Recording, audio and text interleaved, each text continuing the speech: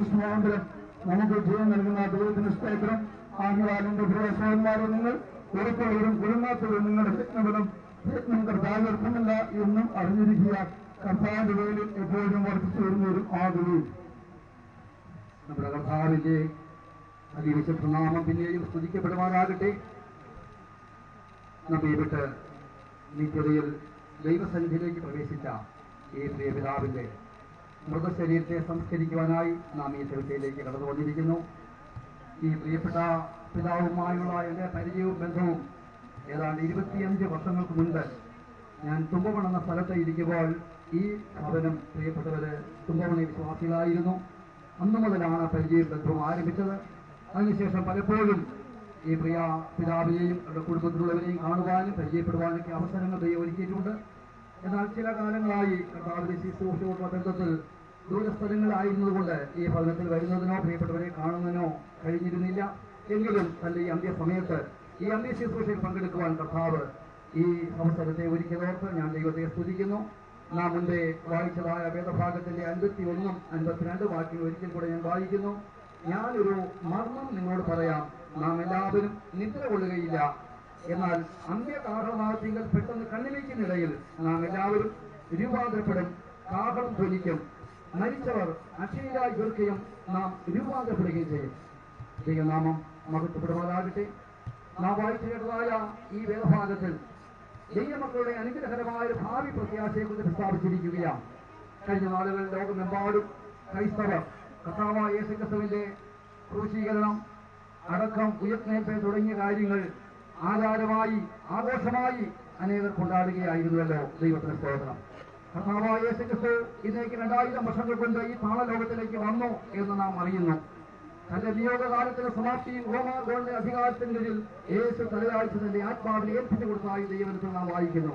കർത്താവായ യേശുക്രിസ്തു ലോകത്തിൽ വന്നത് പാപികളെ രക്ഷിക്കുവാൻ വേണ്ടിയായിരുന്നു.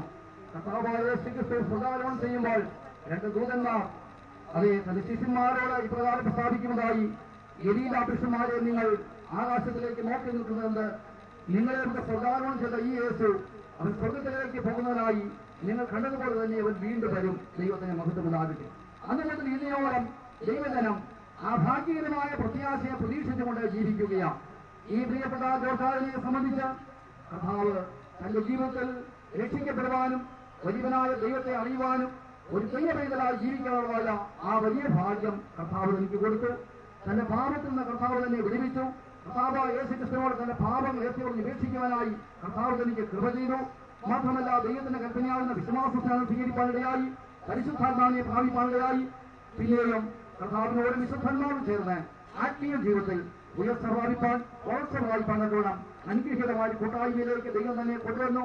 കഴിഞ്ഞ അനേക വർഷങ്ങളായി ഈ അപ്പോസ്തല കൂട്ടായ്മ ദൈവം തനിക്ക് കൊടുത്തായ ഉപദേശത്തിനും സത്യത്തിനും വിശ്വാസത്തിനും അനുസൃതമായി ഒരു ആത്മീയ ജീവിതം നയിച്ച് ഇപ്പോൾ ഈ യാത്ര അതിന് ശുഭകരമായ ലക്ഷ്യത്തിലും അന്ത്യത്തിനും പറ്റി ചേർന്നിരിക്കുന്നു എന്നതിൽ ഞാൻ ദൈവത്തെ സ്തുതിക്കുകയാണ്.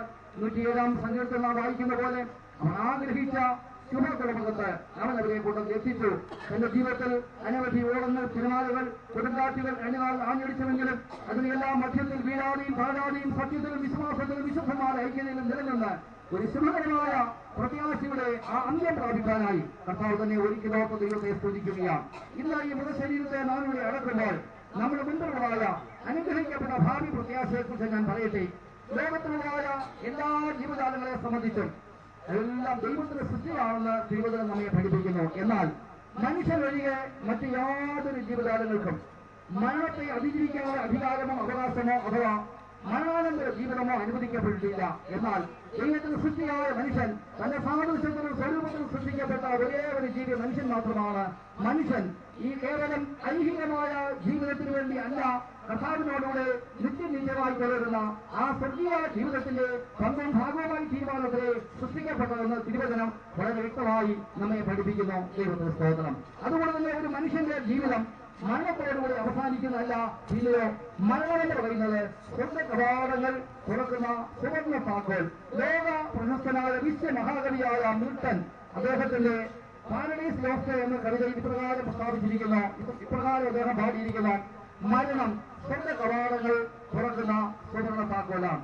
ലോകത്തിലുള്ള മിക്ക മതങ്ങളും അവരുടെ ശാസനങ്ങൾ, പ്രദേശങ്ങൾ നാം ചിന്തിച്ചാൽ മനുഷ്യന് ഐഹികമായ ആയുസ് അവസാനിക്കുന്നല്ല ജീവിതമെന്നും ഇതിനപ്പുറം നിത്യമായ ഒരു ജീവിതമുണ്ടെന്നും അതെല്ലാം വെളിപ്പെടുത്തിയിരിക്കുക. എന്നാൽ വിശുദ്ധ വേദപുസ്തകത്തിലേക്ക് നാം തിരിയുമ്പോൾ മനുഷ്യനോട് ദൈവമൊരുക്കമായ നിധിയെക്കുറിച്ച് വ്യക്തമായ ദർശനം തിരുവനന്തപുരത്തിൽ നമുക്ക് കാണുവാനായി കഴിയും. ദൈവത്തിനെ മഹത്വമുണ്ടാകട്ടെ. നമ്മുടെ കർത്താവായ യേശുക്രിസ്തു തന്റെ ശുശ്രൂഷ തികച്ച് തന്റെ പിതാവിന്റെ അടുക്കലേക്ക് പോകുന്നുണ്ടായി. തന്റെ വാത്സല്യ ശിഷ്യന്മാരെ അടുത്ത് വിളിച്ച് ഇപ്രകാരം പറഞ്ഞു, എന്റെ പിതാവിന്റെ ഭവനത്തിൽ അനേക വാസസ്ഥലങ്ങളുണ്ട്, ഇല്ലെങ്കിൽ ഞാൻ നിങ്ങളോട് പറയുമായിരുന്നു. എന്നാൽ ഞാൻ നിങ്ങൾക്ക് ഒരു സ്ഥലം ഒരുക്കുവാൻ പോകുന്നു. ഞാൻ ആ സ്ഥലം ഒരുക്കിയാൽ പിന്നെയും വന്ന് നിങ്ങളെ എന്റെ അടുത്ത് ചേർത്തോളും. ദൈവത്തിന് സ്തോത്രം.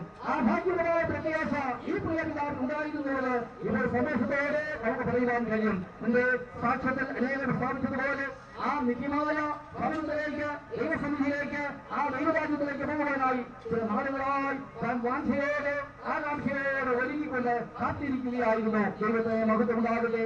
നാം മൂത്തോടുള്ളിലേക്ക് ചെല്ലുവാൻ കാക്ഷിക്കുന്ന പോലെ ദൈവമേ എന്റെ ആത്മാവ് ജീവിതം ചെല്ലുവാൻ കാക്ഷിക്കുന്നു. എന്റെ ആത്മാവ് ജീവിത ദൈവത്തിനായി ദാഹിക്കുന്നു. ഞാനെപ്പോഴും ദൈവസ്ഥലത്തിൽ എപ്പോഴും ഇടയാകുമെന്ന് സംഘടനകാരൻ പറഞ്ഞിരിക്കുന്നത് പോലെ ആ ഭാഗ്യകരമായ പ്രത്യാശയെ മുന്നിൽ കൊണ്ടുകൊണ്ടാണ് ഒരു ദൈവജനങ്ങൾ ഈ ലോകത്ത് ജീവിക്കേണ്ടത്. ദൈവത്തിനെ മഹത്വമുണ്ടാകട്ടെ.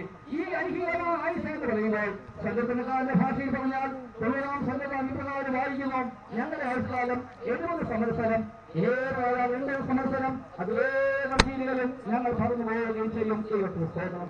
ഈ ക്രിസ്തുവായ